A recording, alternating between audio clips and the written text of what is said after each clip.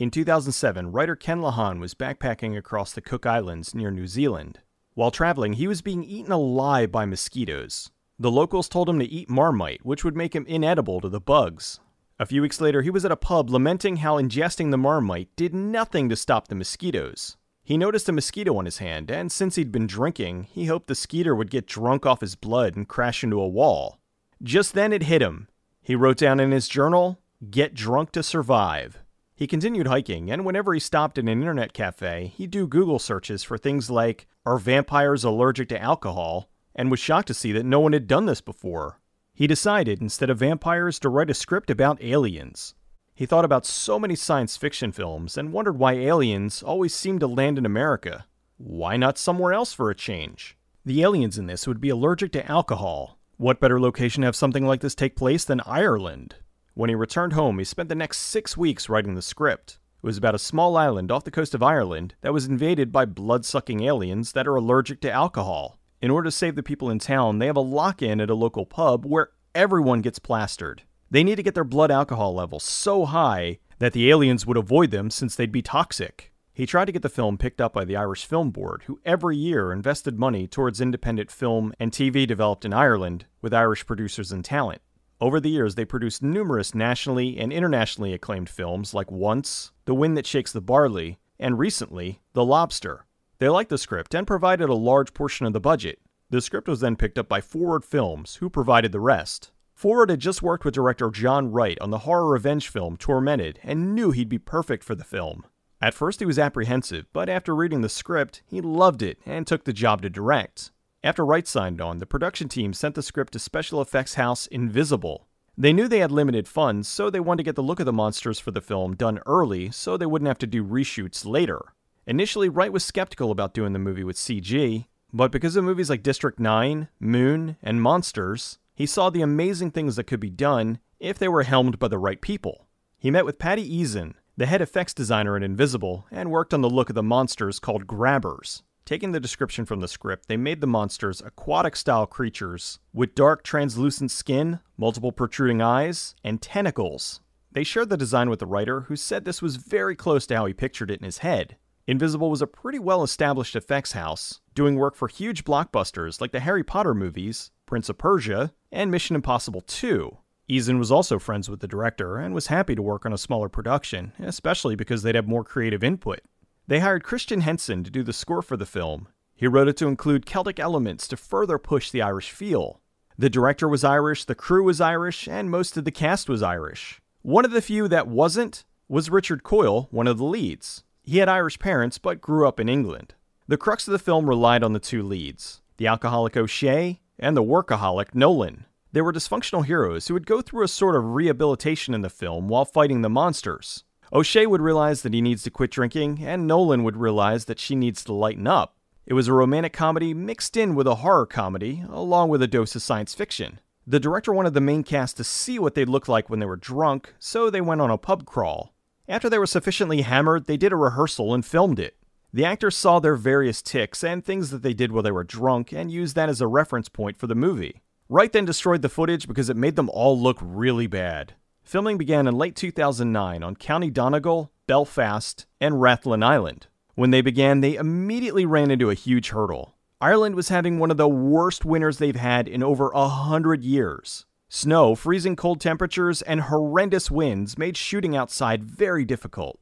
They had to adjust their schedule as best they could to compensate for the weather. For the opening scene with the boat, they had rented the vessel from a local captain.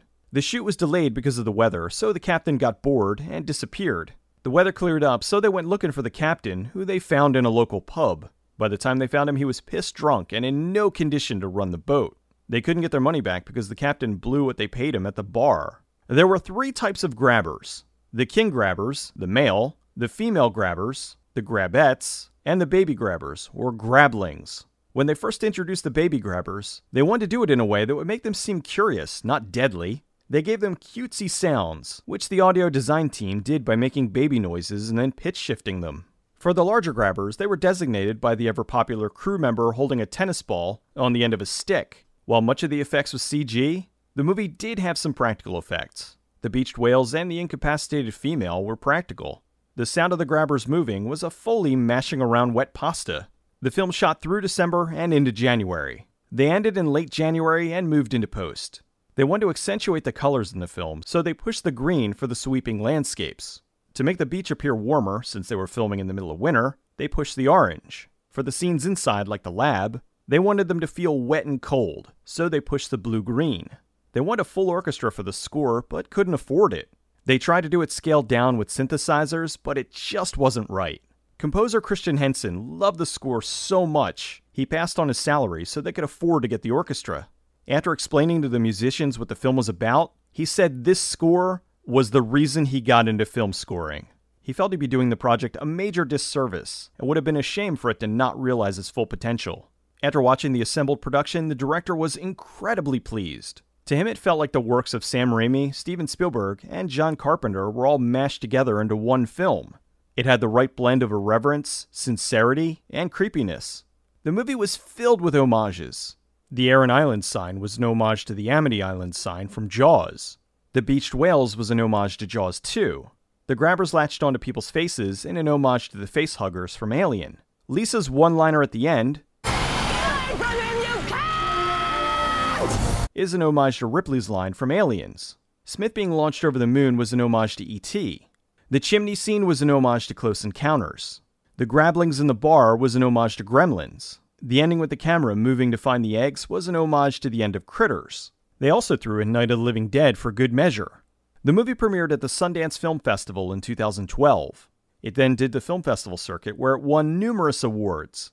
Unfortunately, the film never did get a theatrical release and was quietly put onto DVD and video on demand in 2013. Grabbers is a lot more than just a monster movie. It's a monster movie with heart. It's a perfect blend of horror, romance, and comedy. The movie doesn't rush into the scares. It takes the time to develop the characters and lets us get to know the inhabitants before they start getting eaten. Because the effects team had so much time to work on the CG, it stands out and looks great. I've seen films with 10 times the budget that had visuals that looked awful by comparison. Lahan had ideas for a sequel, such as seeing the grabbers underwater, but Wright has no intention of directing it. He thinks what he accomplished with the original was perfect, and revisiting it could only screw it up. Despite the brutal filming conditions, everyone loved working on the film. They all believed in the production, and were overwhelmingly happy with the results. Everyone from the cast, crew, producers, and studio. With all the production story nightmares, it's so nice to hear of one where the film that was released was exactly what they set out to make.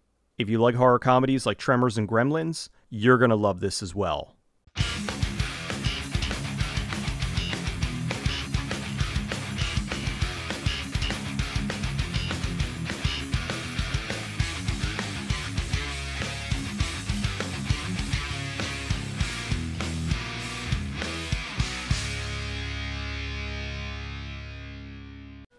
I hope you're not driving. Oh, taking Johnny's horse. Yeah! You're gonna ride a horse while intoxicated. Yeah, so the horse is sober.